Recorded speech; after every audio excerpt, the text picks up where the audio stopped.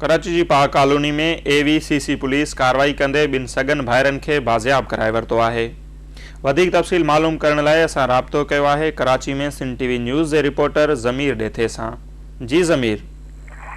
जी नज़ीर, पाक कॉलोनी में anti violence crime sale जी police एहलकारनि हिकु घर मथां छापो हणी ॿिनि ॼणनि अब्बास ऐं आबिद अली खे बाजियाब कराए वरितो आहे।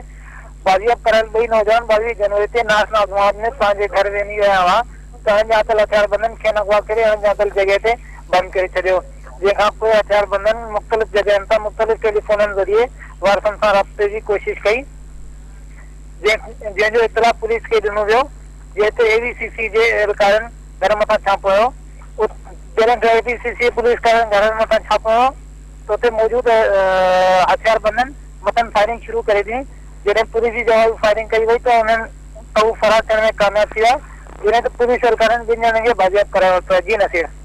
ज़मीर, मुग़िन खे कॾहिं अगवा कयो वियो आहे? उन हवाले सां मुग़िन जे वारसनि जो छा चवणु आहे? छाकाणि का भंग वग़ैरह तलब कई वई हुई? मुलज़िम खे 22 जनवरी ते नाज़नाबाद में अगवा कयो वियो। उन्हनि जे बाजियाबी जे लाइ अगवाकार खान भंगुरी आहे। उन्हनि मुख़्तलिफ़ जॻहनि तां मुख़्तलिफ़ टेलीफ़ोननि ज़रिए वारसनि सां राब्तो कयो। जी नसीर। ज़मीर, अवां जी वॾी महिरबानी।